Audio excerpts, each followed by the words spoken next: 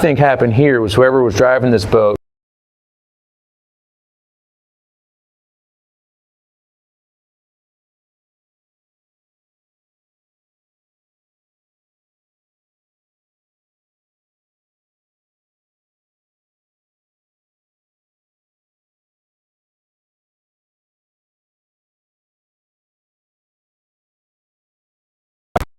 get heading sensors and compass caliber, unless you want to.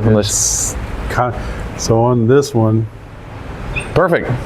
Yeah, go ahead. Let's do it. And I even I love talking about stuff like even added some new stuff in there for you.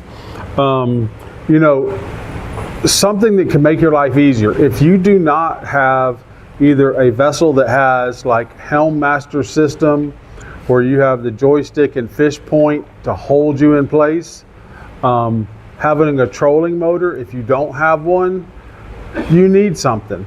Otherwise, one person, it's very difficult to hold a single engine boat in place, even if you're good. But even on a twin engine boat, if you don't have either a trolling motor or helm master, you as the captain or somebody has to be at the wheel all the time. You can't fish, you can't help anybody, because it doesn't take but 30 seconds and the wind or the currents pushed you off the spot, and now we got to go spend 5 minutes trying to get back on it again. So encourage you to get one of those. I think I don't want to do that.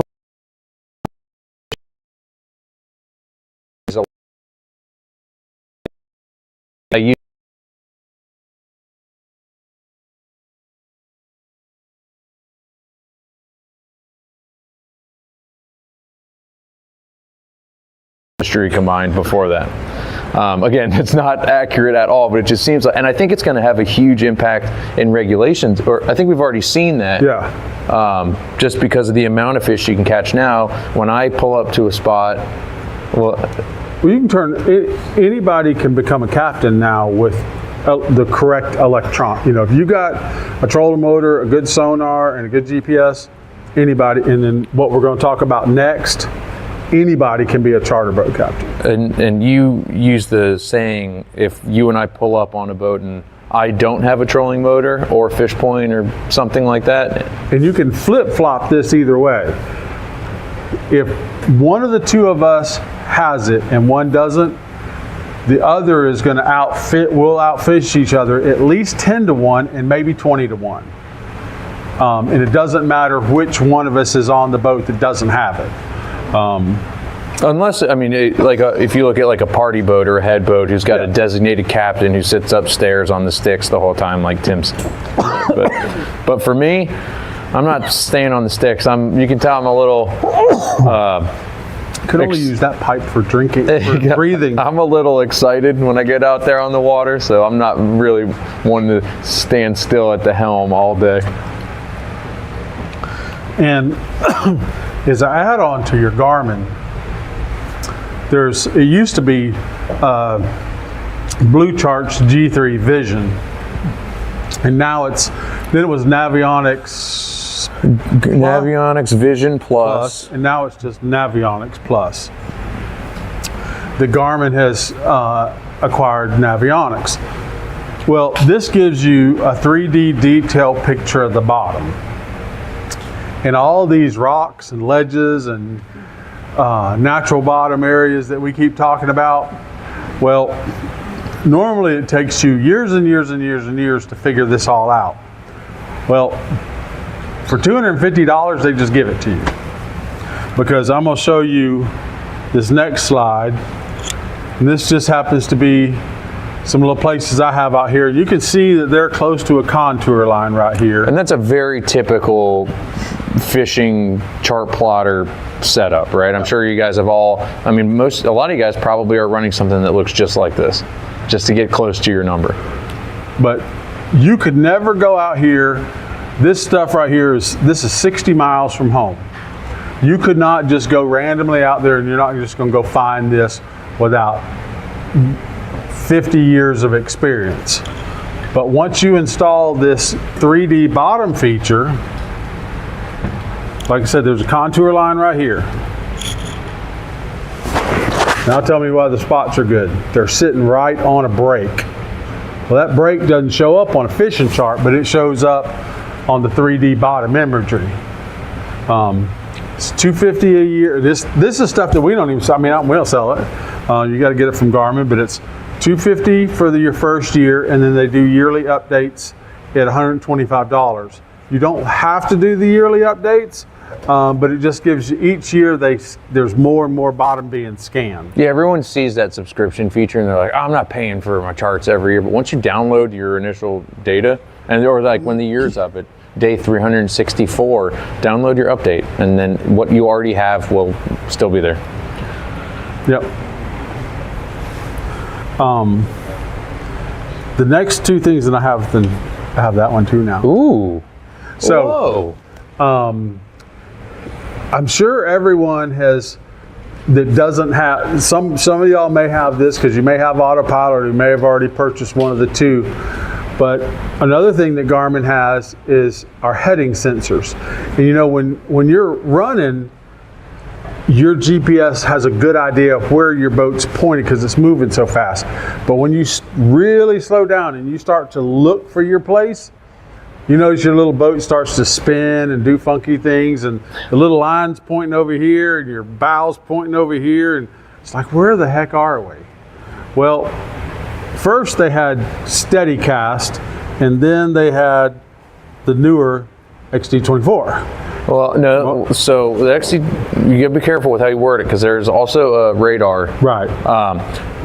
Basically, when the boat, there's a GPS position sensor or antenna, and unless it's moving, it doesn't know which direction it's pointing. So when you get to super slow speeds, I'm sure, and I saw one of you guys shaking your head like, yeah, the boat's spinning around a little bit. There's external heading sensors. Now autopilot, boats with autopilot typically don't have that because they've got really good antennas and sensors in the boat.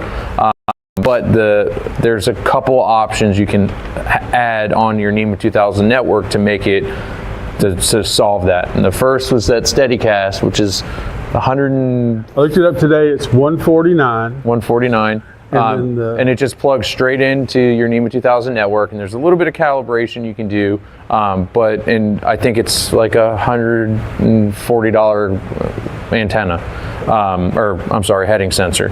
For another $100, you can get a 24XD, which is it's a GPS, so it really helps that heading lag as you get to your spot, and you're kind of looking around, and Kayla gets mad at me when I get close to the spot because I'm like, oh, I think I just drove past it, and then I start spinning around and I'm trying to catch up to it, and she's like, she doesn't get seasick, but when I get to my spot and I'm doing little loop-de-loop figure eights looking for the fuzzies, that for me, if I have a boat, I will make sure I have that on there.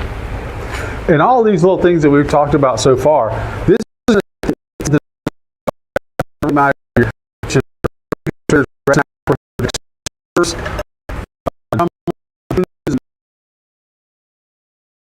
all your different it's not just this. This is a cool little item that we have at the shop.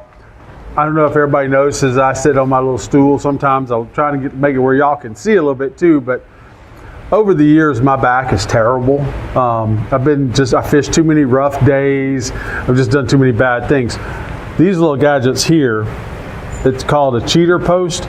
This really, I kind of stuck it in here. It's more for jacks and groupers and bigger snappers, but this thing will save your back. Instead of holding the rod up and trying to hold it and using these back muscles, you just lay it in the little groove there and put downward pressure on it and just reel. Really will save your back.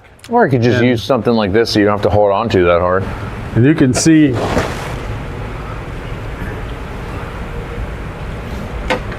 just how much easier it makes your life. And if you don't have one of these little rod knobs that's on the butt of that rod, that's another one that you're missing. That just looks so hard.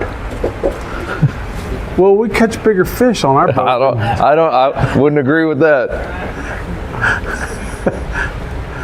And then the last thing we're going to talk about equipment-wise are dehookers. If anybody is not familiar with a dehooker, You need to have one of these. It's a dehooker to get your fish off. It's a hand gaff. It's a picture taking device. You won't hardly see. And this is how easy this thing works.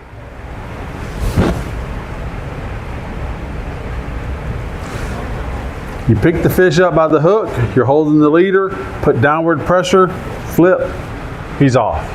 So for me, I mean, especially if we're on a spot and people are pulling in 2 Mingos at a time in every corner of the boat, I mean, you can tell by looking at my hands, the fishing can be tough. I'm tired of grabbing the fish and getting finned, or the gill plate coming out to get me. So I have on each corner of my leaning post one of those hanging up, and I use those things non-stop. Well, here's you using it as a gaff. That's just a little snapper. Play again. I will say too, we had one day where we had pushing 100 pounds, maybe 90. He was definitely 90-pound jack. And so I use that not only to take pictures of fish, mainly to de-hook fish, but there was a jack, and I'm looking over the side of the boat, and I'm like, oh man, we need a gaff. And you and I were running another guy's boat, and I was like, I need a gaff, and they're like, well, the gaff's stuck to so-and-so's shirt. And there's a trolling lure around it, and those treble hooks are in his shirt. Now I'm trying to get my knife out of my pocket to get them. And I was like, I'm not losing this fish. So I kind of had leader in one hand, and I was like, I need a gaff. And they were like, it's on his shirt. I was like, well, take his shirt off. I don't care. I need a gaff. We're not going to lose this fish. And all I had was that little hand gaff. It's 16 inches to measure your snapper, but I opened that fish's mouth, kind of jammed that thing in his mouth and lipped him and pulled him over the gunnel, and he fell onto the deck. I may or may not have broken the hook on that gaff. It wasn't broke, but it was bent really bad. And it's a stainless steel hook. Yeah. It's a stainless steel 9/0 hook that got straightened out, but I use those things on my boat. Well, didn't you almost lose a thumb? Yeah. 2 springs ago, they almost had to amputate this thumb from fish poisoning. It was real touch and go. I was on IV antibiotics for 6 weeks. So those little glass-looking pokers on the end of the dorsal fin, and I think on the front too. Yeah. Those things will break off if you grab it wrong. It'll break off into your skin and like stick to your bone, and they have to grind your bone down. It's pretty nasty stuff. So for me, I have little hand gaffs everywhere on my boat. I like this too much to lose my thumbs. So rigs, there's 2 kind of rigs. And they both work the same. One just tangles a little less. This is what is considered by the commercials, like the commercial snapper fishermen. They'll make a rig just like this that's 10 feet long, but where I have one hook coming off the swivel arm, they'll have 3 arms on each swivel. They make a 10-foot long leader with 30 hooks on it. They call it. Well,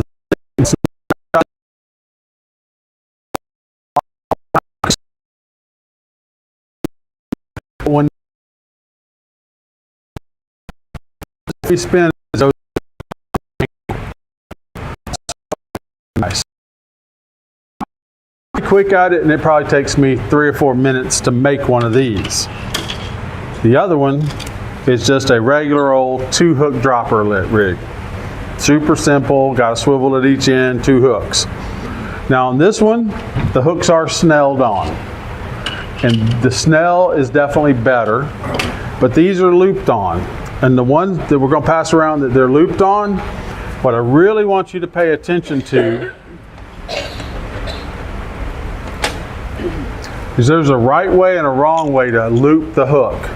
The top hook is on correct. The bottom hook with the little card on it, it's incorrect. So we'll send these around so everybody can look at them. Just be careful, these are owner Mutu hooks are sharp. And they are sharp. And you can kind of see it. So we always feed our hooks through the front. And and you can almost see it as I lift up on it right at the last second, it does that turn. And we need to make a video of that so we can have it big. I do this every morning on my boat. They're like, how do you rig these? I'm like, it always go through the front. And then I show him, I'm like, watch, it does this little turn at the end. And if it's the other way, guess what? It turns the other way. But if that bait's in that fish's mouth, and you yank, well, they're circle hooks too. And we never really talk about the difference in circle hooks, but I think most people probably know that. Yeah, and you do have, for all of our reef fish species, you do have to use circle hooks. And we don't really talk about a size of circle hook. I'd rather talk about a physical size. You'll notice the hooks that are coming around, they're about the size of a nickel. And the reason we don't give you a specific size, because it doesn't matter whether we talk about owner hooks or Gamakatsus or mustads. I can get you an 8/0 that's the size of a nickel, and then in the same manufacturer, we just change the style of hook a little bit, and an 8/0's this big around. So you can't go by that. Because there is no standard for hook sizing. It's just, normally a 1/0 they're small one and a 10/0 they're big one. Well, how big was the 1/0 when they started? Well, that's going to determine how big this one gets. I think, isn't it actually the distance between the point of the hook and it's the gap size is what defines the number? It's gap and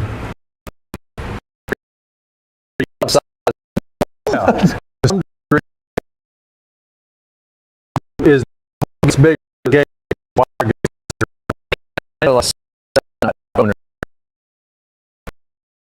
Eagle claw. Yeah. Same. Yeah. It's interesting. And you want it, and I would suggest buying a quality hook. The Mustad 39960. That's a galvanized tin hook that Mustad makes. It's what a lot of the charter boats use, but they have a paid deckhand, and those hooks do not come out of the box sharp. They pay somebody to sit there on the boat and sharpen those hooks. Well, the hooks that are on the rigs that are going around, those are owner hooks. Well, they're chemically sharpened and black nickel Teflon coated. So when that hook sticks a fish, or when you take it out of the package, it's sharp, and when it touches something, it's in it. And we'll talk about hooks, how quick a hook can be in you later. That was just stuff to make them. So, baits for triggerfish and mingos. Everybody's going to have their favorites. My favorite is cut up bonita chunks, and you can make your chunks two ways. I used to do it the hard way, and every once in a while you have these moments that are in your head. They're like, God, I wish I'd have thought about that a lot sooner. And I had two stories about that. There's one of the guys that comes to my shop every day. He's part of my coffee drinking crew in the morning, and he's in the construction business, but he's also the one that builds all of our chicken coops for us. Well, me and another buddy, Kevin, are sitting out there talking about, it was springtime a couple years ago, and we're like, we really got to get out and get our sprinklers working, and I hate doing that in the spring because it's still chilly outside, and I got to put my rain gear on because I got to turn the pump on, and this sprinkler's running, but these two are sprinkling me. Well,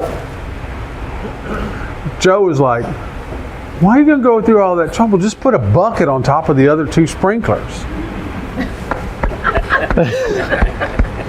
Well, I used to cut the side of the bonita off just like this, and I would thin it out a little bit, and then I would cut it into strips this way and cut it into strips this way. And then last year, Mark sends me this picture. Wait a second, am I getting credit for a good idea? Yeah. I didn't know where this was going. I was going to sit down and listen to you. He sends me a dang picture, and I'm like, God, dog it. He cut it into chunks first, and then took the knife and just run it off. I'm like, oh, Jesus. I was in a hurry. I mean, it's brilliant. I mean, it's so much faster. Were you trying to make up for the prank that you pulled on me? Yeah. Throw your bone, baby. But once you do that, once you get your bonitas cut up, dry them real, get them.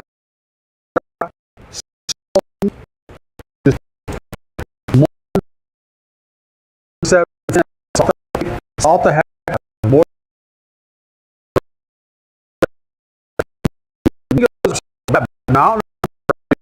A lot of my people that I got, they drop it down to the bottom, and I watch the rod tip go. I was like, dude, you need to reel if you don't have any bait. He goes, no, I just got to the bottom. I said, no, you don't have any bait. I watched him take it. And they'll sit there for about 5 or 10 minutes, and these people over here catch 2 or 3 fish, and he finally reels up. He doesn't have any bait, and he goes, wow, I don't have any bait. Oh shit. And you guys have probably fished with bonita before. You know how, like, especially with those smaller triggers, when they're picking off all the red meat, you know how hard it is to get the skin off of the hook anyway. So I think for a lot of anglers, it gives people more than one shot at a fish. So I agree with you that that's by far my favorite bait. Yeah. Salted bonita, and if you'll vacuum seal it just like you do your fish that you're going to eat, you know, gosh, you'll keep in the freezer for a year. Normally my favorite bait for Mingo. And then, you know, there's 2 types of squid that we sell at the store. We have squid strips and we have whole squid. I despise whole squid. Whole squid's disgusting. It's slimy. It makes your hands peel. It gets the black my fingers stuff will be all like over your boat. this big around. And it's much softer. The squid strips, they're much more durable. I think we get just as good a bites on squid strips as we do on whole squid that we cut up. What about tentacles? The tentacle part is a little tougher, but I still have to deal with all that black goo and slime gross. and everything else. And you know, I'm the only one who ever washes the boat, so if you leave that black stuff on the boat, Tim, I didn't know. forever. You don't know what a brush is. Don't tell me that. The other day, I picked them up. We were going offshore, and I was like, "Hey," and we had people on the boat with us, and I was like, "Hey guys, just want to introduce you to Tim. But Tim, I want to show you something that I don't think you've ever seen before. It's one of my favorite tools on the boat." And I pulled out the brush, and I was like, "You use it like this?" And the people are just looking at him. So, you're on a roll tonight. But no, Tim, on my boat, what Tim normally does is find whole squid and then leave it out in the sun, maybe in the splash well somewhere where it's just like inking out all over the white boat. Well, it's not nearly as bad as what I did to my wife. Ooh, this one's good.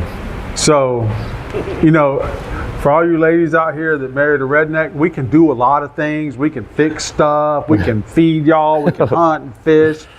Well, I had the bright idea. This was a long time ago. It was before, you know, now you can go and buy procure scents and stuff and put on your baits. Well, we didn't have scents back then. Well, I wanted scents for my lures.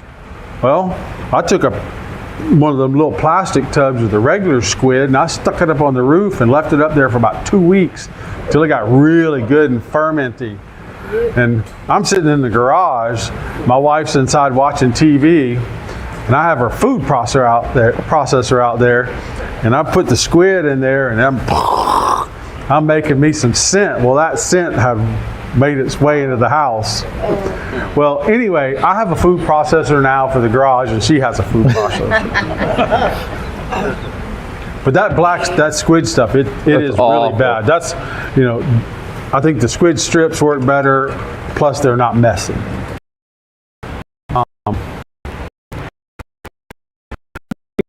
You know, they're going to get that off real easy.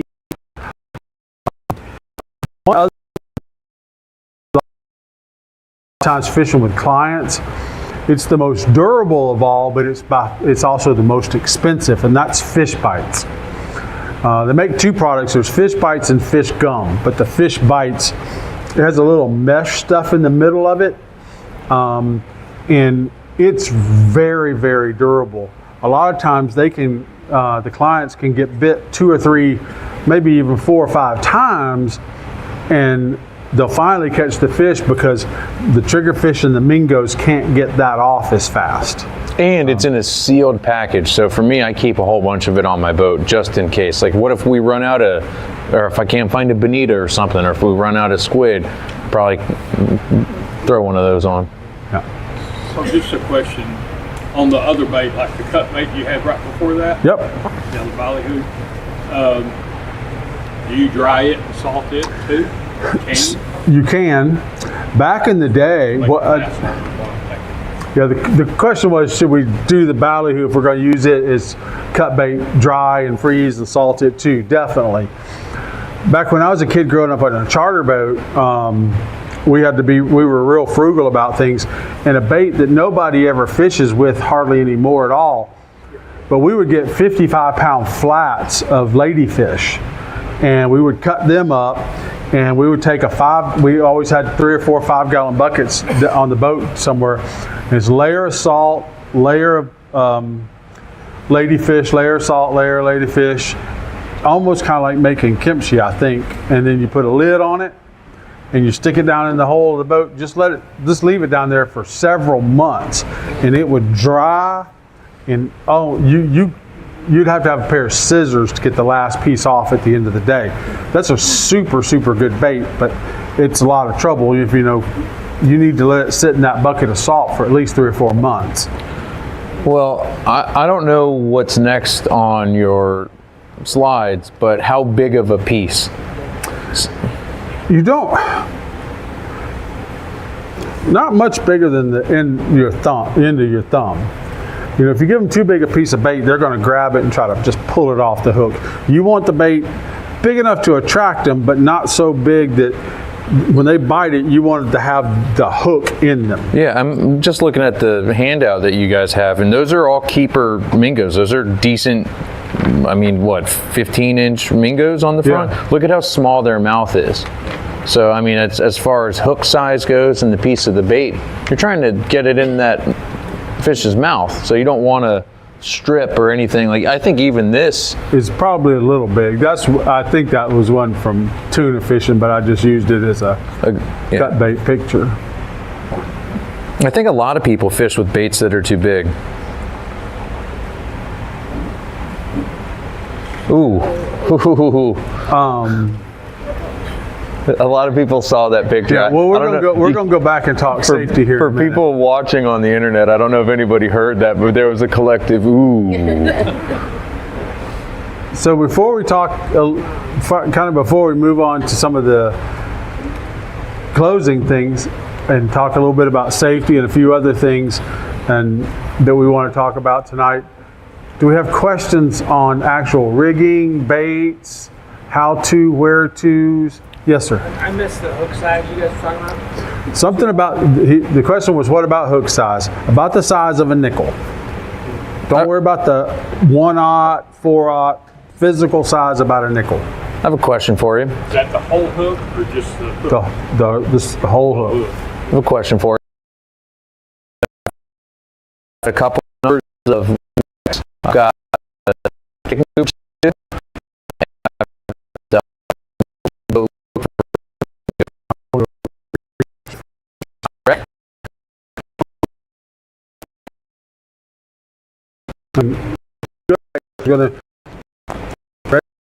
Very, very aggressive. And I've had days where you keep running down a 2-hook rig and you just keep catching two big red snappers at a time. Yep. Red snappers are easy. They're stupid. They're not nearly as smart as triggerfish. More questions? Yes, sir. You find that fluoro might be superior to mono when you make your chicken rigs? So the gentleman asked it, fluoro or mono? And what pound? So I normally start with 60 pound and I work down from there. Really? I didn't know you fish that heavy. I just like it because when you're doing the de-hooking part, you never break the rig. There are days that you have to work your way. If you're fishing really shallow water, you might want to start with 40. If you're fishing under 75 feet, I probably would start with 40. And like I say, I normally start with 60 and I end up with 40, and I may end up all the way down to 30-pound test. As far as fluorocarbon goes, fluorocarbon is great for anything that we're going to do way up in the water column. Normally, if we're fishing any kind of depth, once you get out there past about 100 feet deep, not enough light at the bottom to make it different. You can save, that's something you can save money on. Use that for when you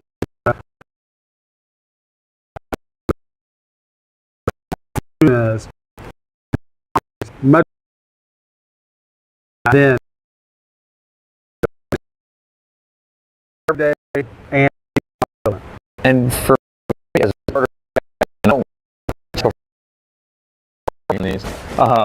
You can buy pre-made 2-hook rigs, or you can tie them yourself. It's pretty easy. I'll buy whole spools, so not just the leader spools, but the actual, like, I don't know how many yards are on. they're quarter-pound spools. Quarter-pound spools, but they fit perfectly in a koozie.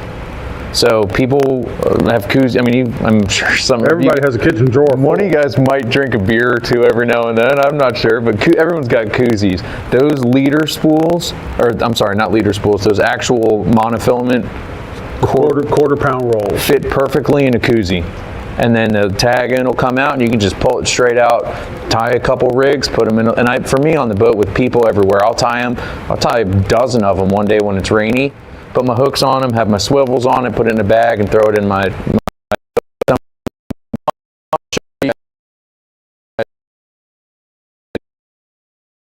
if somebody breaks off, or something, hey, another one puts on.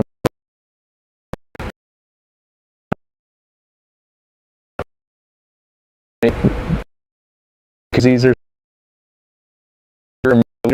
or something like that. But I think we sell more koozies at the store for that than we do for drink holders. Yeah, sure. I don't know anybody who would use it for a beer. If your beer lasts long enough that you need a koozie, you need to learn how to drink. That's all I'm saying.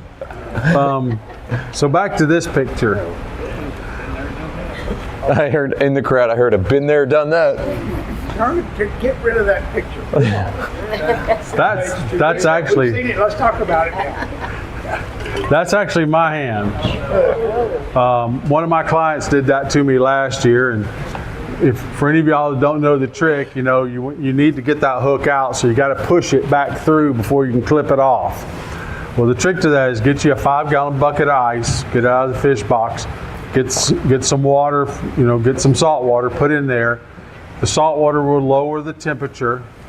Stick your hand in the bucket. I don't know how long I had my hand in there, 3 to 5 minutes, till I just couldn't take the pain of the cold anymore. And then we were able to push the hook out. Unfortunately, we didn't have the bolt cutters with us that day, and we almost didn't get it cut out.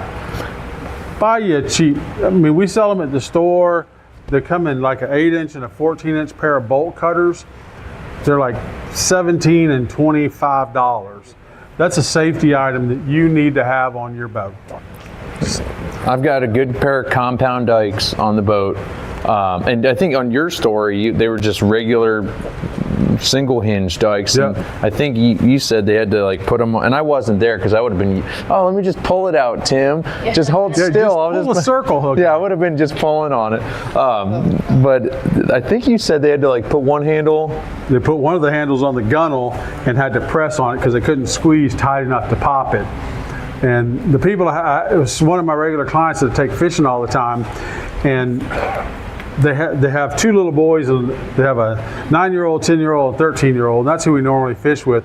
But we had all their uncles with us that day, and they were all in their mid to upper 80s, and I didn't know if they were ever going to get to fish again, so I was dead set on having a really good day.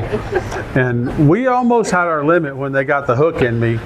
And one of the uncles was like, well, I guess we got to go home now. I said, no, y'all. I'm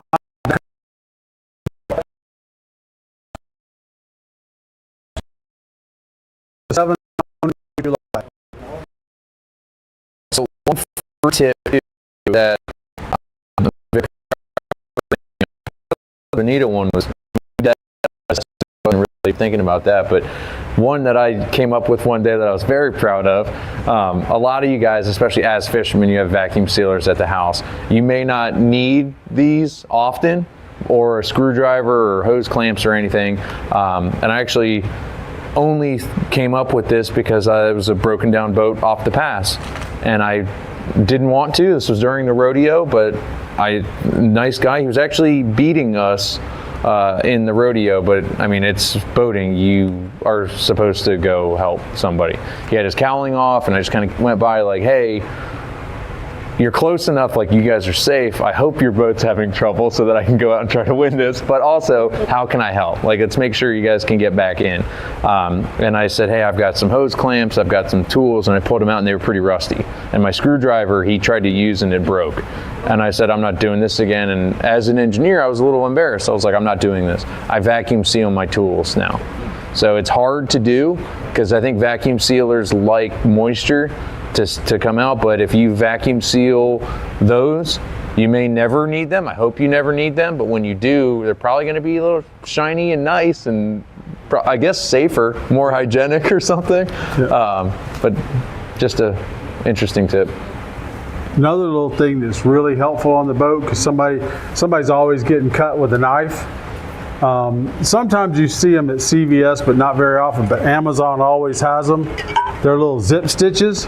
They're like little tiny zip ties.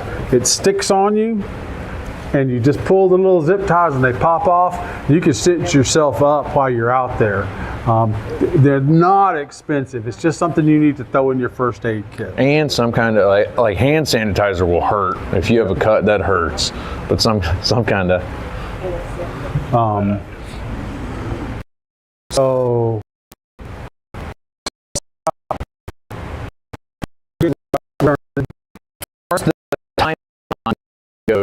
there was a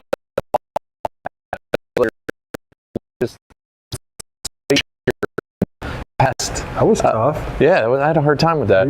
I should have had more pizza. Should have had more rum in that cup. Legislature passed that requires people reef fishing, and I may be wording this wrong, but anyone reef or bottom fishing has to have either a vent tool or a descending device on the boat. Now, when you pull up fish, they have barotrauma.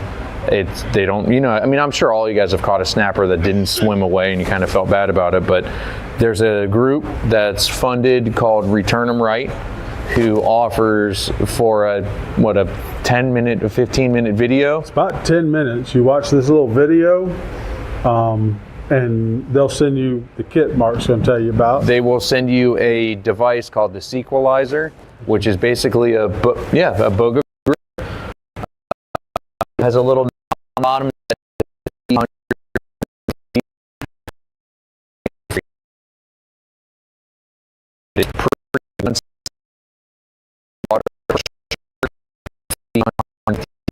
Release that grip and let that fish will swim away.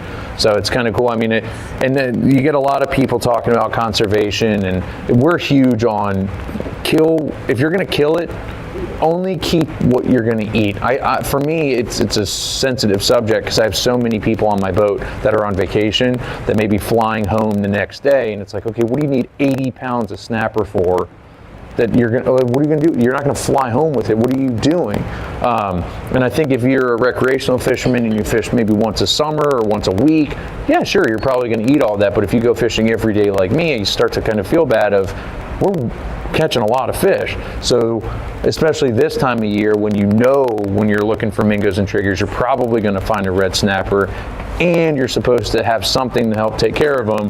There's something to be said about just kind of taking that fish and going, well, sorry, and then watching him get eaten by a dolphin or something, or maybe just taking 2 extra seconds, clipping the device to him and tossing him over the side.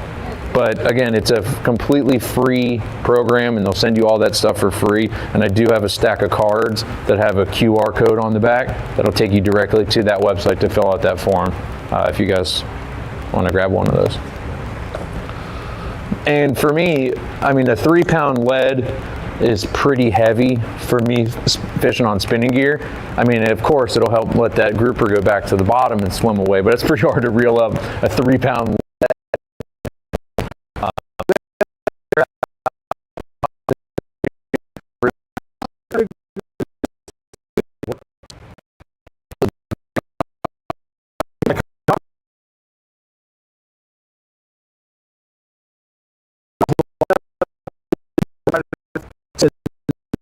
Bite.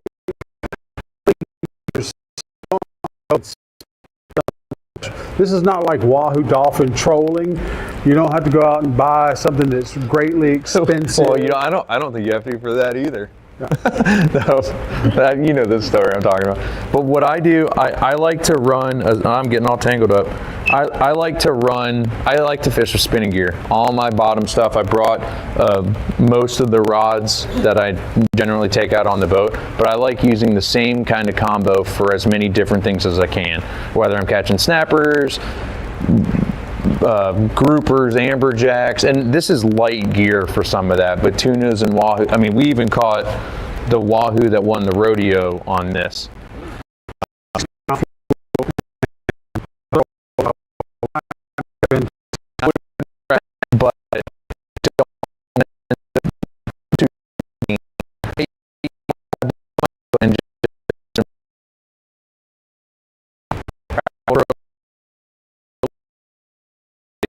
But all over the place.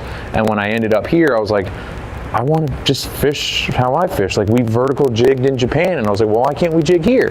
And everybody was like, well, you drop a 8-ounce lead with a live cigar mint at the bottom and you catch snapper. And I'm like, why can't I drop a jig? And they were like, no, you don't do that. You drop a cigar mint. I was like, well, why? And everybody was like, you have to bottom fish with conventional gear. And I was like, I'm going to bottom fish with this. If it doesn't work, I'll learn it the hard way. But I just try to have a little bit more fun and try to use the same rod for as many things as I can. So I'll run braided line. I like this Power Pro Depth Hunter because it's metered, and every 25 feet it changes colors. And I believe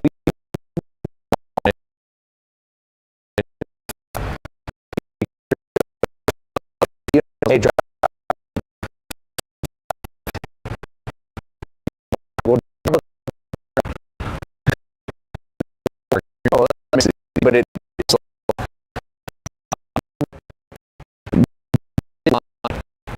speed on there just to keep people from reeling my metal up into the rod tip.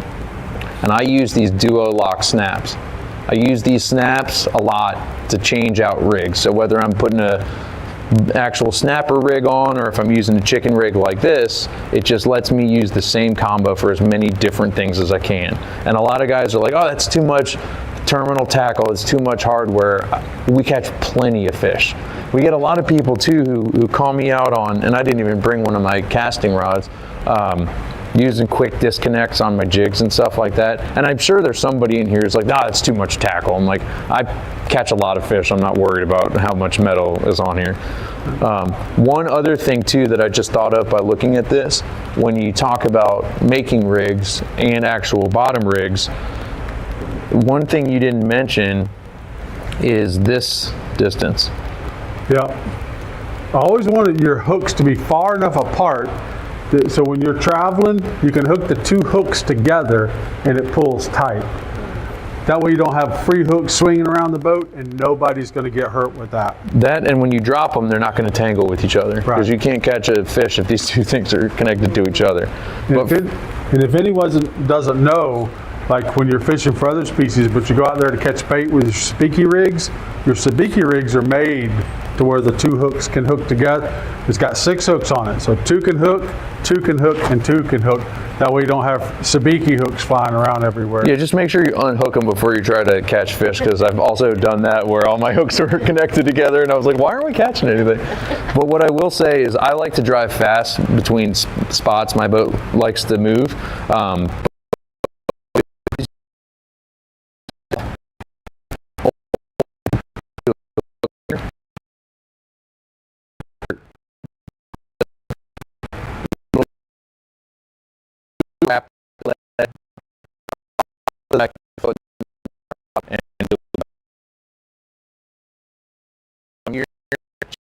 Have sinkers swinging around while I'm driving full speed, not using my koozie for beers.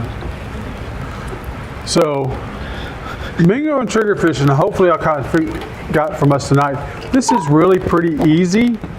And if you can take one thing away from tonight, is learning how to use your sonar system to be able to fish natural bottom and use the split screen functionality.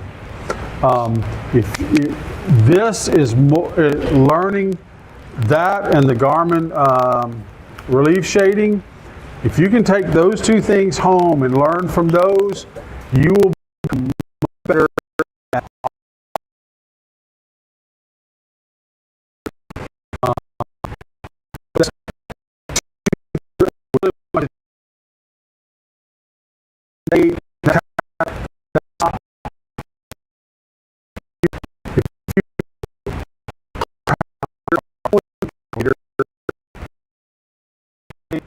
It wouldn't change things nearly as much as not fishing the correct way and knowing how to read the bottom.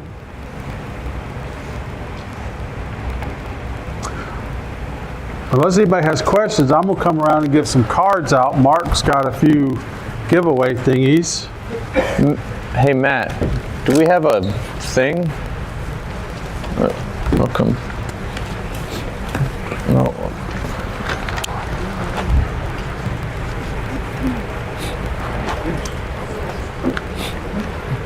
Yeah, but the string.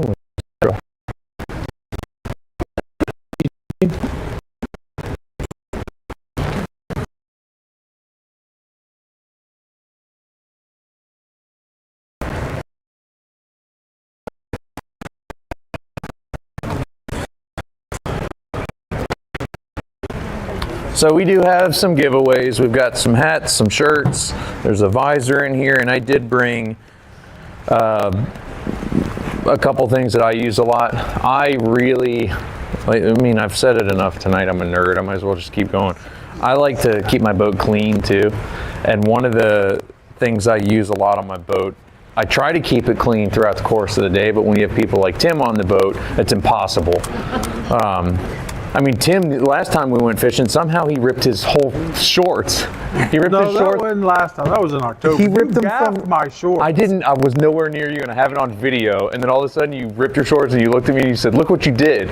But he ripped his shorts from like the seam on the front all the way to here. And I've got pictures of all this too. It's hilarious. And I looked at him. I'm like, "What happened to your pants?" And he was like, "You did this." I'm like, when did I rip your shorts? But I clean my boat a lot. And there's a company called SRD20 who makes a really cool product.